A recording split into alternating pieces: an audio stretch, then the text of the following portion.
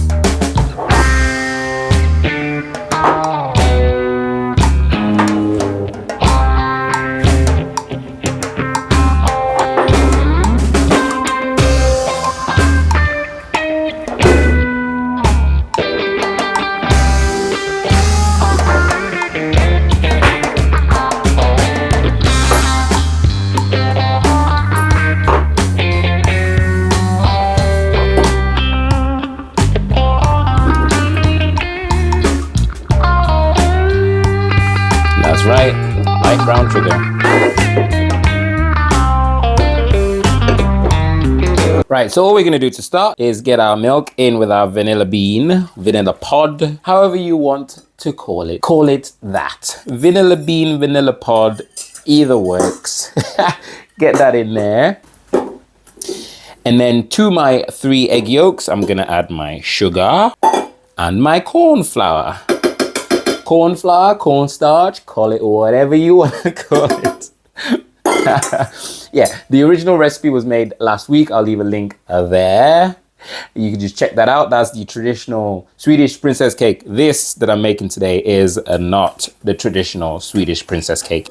You want to mix your egg yolks with your sugar and your corn flour. Give that a good old mix. This is making the pastry cream. Right, so that is mixed beautifully. What I'm gonna do now is take this to the stove and we can start cooking. Right, get that on a medium low. All we're gonna do is heat that up till it starts to steam, and that's it. Keep stirring it so it doesn't catch at the bottom. And there we have our steam. So we'll give it about 20 seconds. Now what we're gonna do is slowly pour our hot milk into our initial egg yolk mixture. So a little bit in at a time. You want to go really slowly here because you don't want to scramble your eggs. So put a little bit in, stir, a little bit more, stir, a little bit more, keep stirring.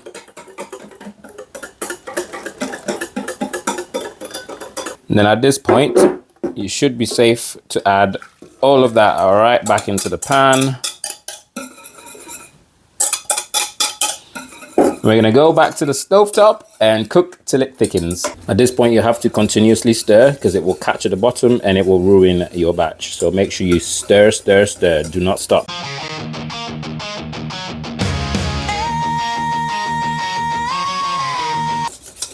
As soon as it thickens, I'd give it maybe 5-10 seconds and then take that straight off. So now add your butter, stir that in. That's a nice slick. I said, it's like I'm a robot. I said the same thing last week. Still gonna sift it. So let's strain that straight through.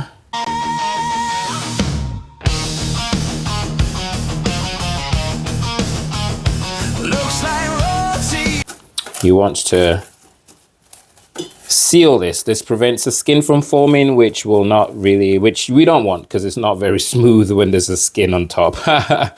So this prevents the skin from forming like so. So seal it nice. We'll leave that to cool and then we'll put it in the fridge.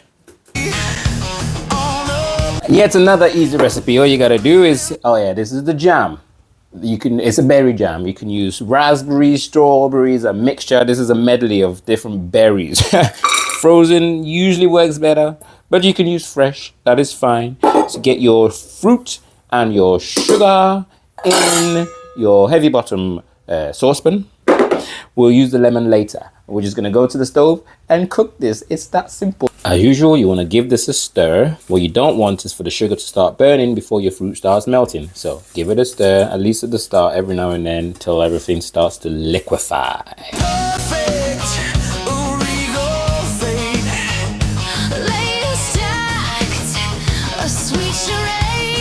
What I'm doing here is I'm just breaking it down a little bit using my spatula. Just press on it and it should break down at this point in time. Then grab your cold plate, dab a bit of jam in the middle, like so. We'll give it a few seconds. And then if you swipe across, it's flowing, so it's not quite ready.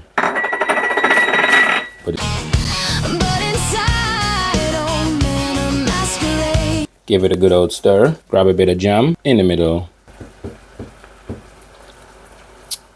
Perfect. Take that off the stove, turn it off. I'm just gonna squeeze my lemon straight in there. Give that a stir. And that is our beautiful berry jam. Just gonna pour that in here.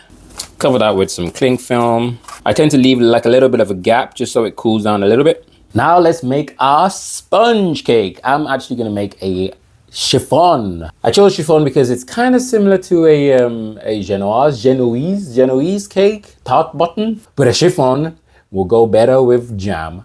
That I can guarantee. Chiffon just goes beautiful with like fruit flavors. So chiffon and jam, superb. And that's what we're gonna use, a chiffon cake. Right, you wanna start preheating your oven to 150 Celsius. I'll put the Fahrenheit on screen as well. Let that preheat because this is actually gonna be a lot more annoying than I said it was. Let's do it. All right, you're gonna need yourself a trusty whisk, a bowl preferably bigger than this, but I'll make do with this, but you need a slightly bigger one than this. Right, in here, we're just gonna combine our milk and oil and then give that a stir till it emulsifies. Once that's emulsified, we're gonna add our egg yolks. Now give these a mix. So you get this beautiful, beautiful color. Just love that, look at that.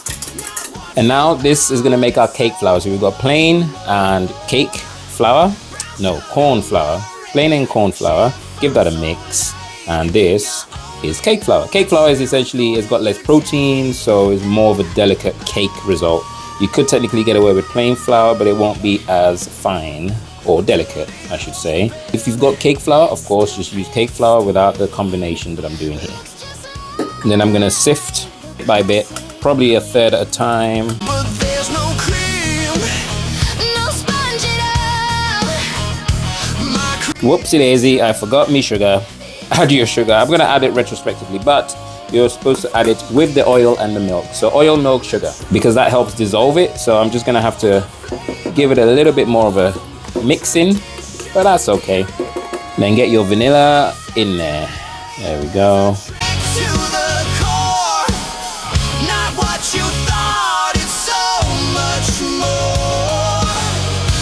We want the cake to actually stick to the sides as it rises. If it doesn't, it will collapse on itself and it just doesn't hold its shape very well. So you want to just line the bottom, nothing else. You don't want to grease the sides, nothing like that.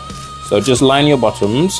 Okay, now let's make our egg whites, basically meringue. Get your salt in there. Get your lemon in there. You're gonna need about 2 ml.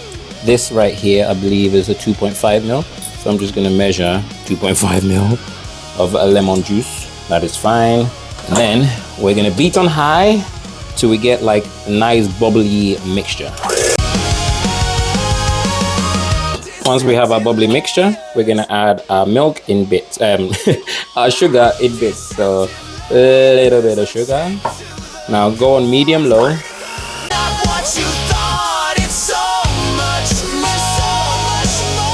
I just realized I didn't tell you how much. This is 50 grams of sugar. 50 grams.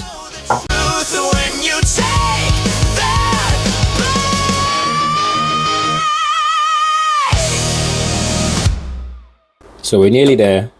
We're looking for stiff peaks, guys, stiff peaks. All right, so what I'm gonna do now is I'm gonna take some of our, I guess, meringue, put it in with the egg yolk mixture, give that a mix. Give that a mix. The idea here is we're trying to preserve as many air bubbles as possible. So if we aerate this mixture first, it preserves as many in here as you would imagine.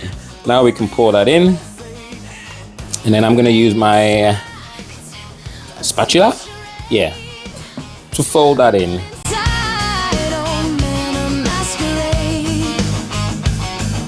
Right, the reason I've got 3 tins here instead of the 1 is because this is still the Swedish Princess Cake. It needs 3 layers of sponge.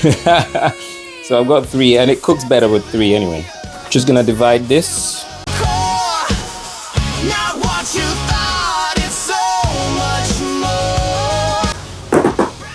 Gonna spread this as evenly as I can with a toothpick.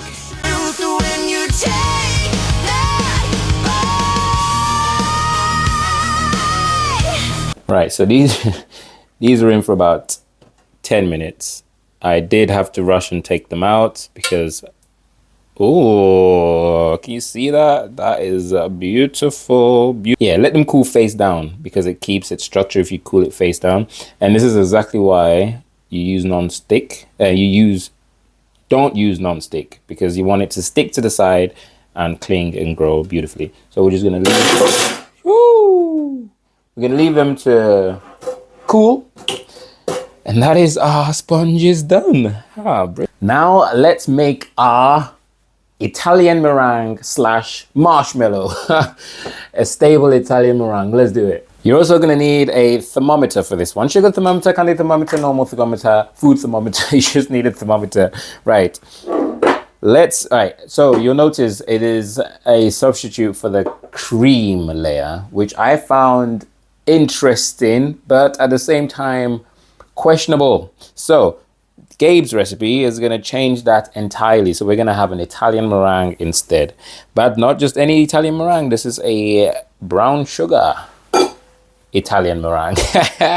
So get your sugar in your heavy bottom saucepan. We're then going to get you can either use glucose or high fructose corn syrup. High fructose corn syrup? I think so. Yeah, but yes, you can use glucose or this. This will help with the structure of the meringue and the melting of the sugar. And then we're just gonna add our water, give that a stir, and let's go to the stovetop again. Now while that's melting, I'm just gonna go prep my egg whites. Now here's a little trick.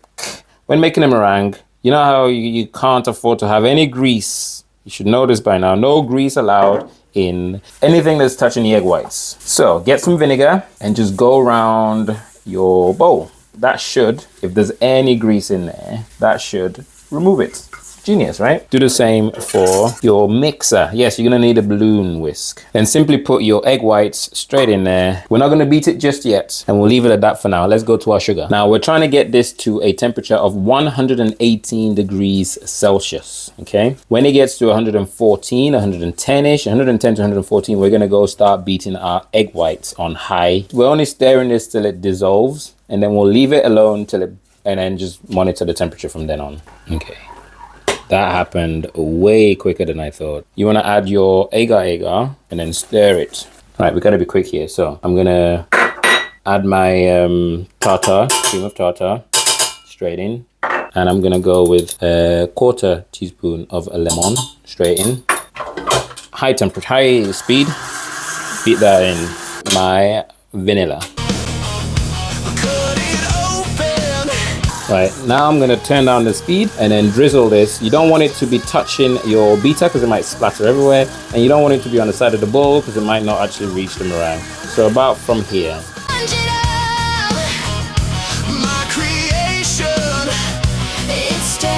All right, that looks good. We are finished.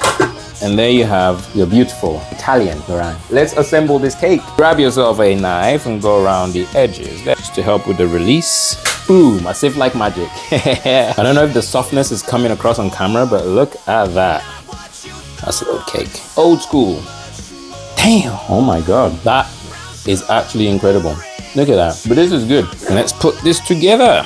So, of course, we start with our base. With your custard, of course, remember, you gotta break that up to make it smooth again. Just gonna break down the jam as well. Right, jam on. Next layer. This is the layer that forms the dome. So we're gonna get quite a bit of custard on here. Meringue.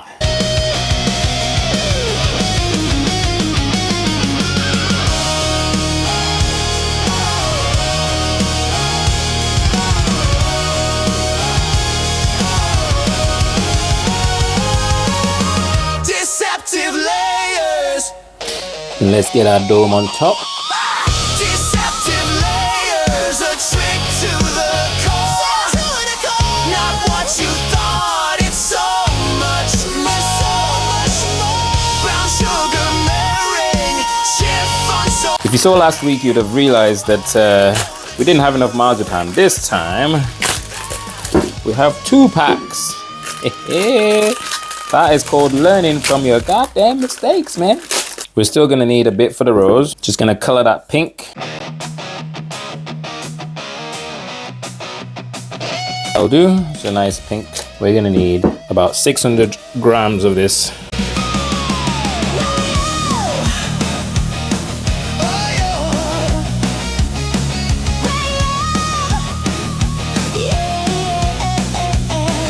This bar is a bit fiddly, of course, but just be patient, okay? Just be patient. You want to go around and try and flatten everything. When you get to a crease, just gently lift it and flatten it. What's happening is it's stretching itself over the crease. And like that, you just lift it and then gently press. It's like someone's giant head. Giant bald head, should I say. It's like smack. And then peel away the excess. So with your rose, if you remember, we're just gonna make a cylinder. Then we're just gonna divide that into 8. And then we're just gonna make each of them into balls and flatten them. 2, 4, 6, 8. So we've got our 8 pieces. Let's make our rose. So start with a small piece and just roll that piece. This is making the inner bud. But before we finish, we're gonna grab another small piece, same height, and we're gonna carry on rolling. And then we're gonna start the middle layers. So grab a piece, go a little bit higher, grab another piece. I'm gonna do one more piece. Now we're gonna do the outer layers. So a little bit higher, roll.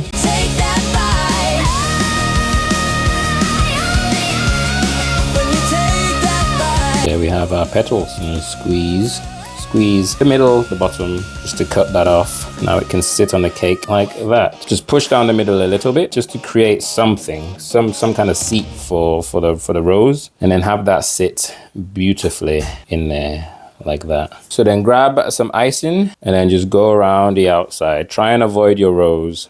Beautiful. I'm just gonna. This is hands down the best cake. Chiffon. I've ever had. Ooh. It is incredible.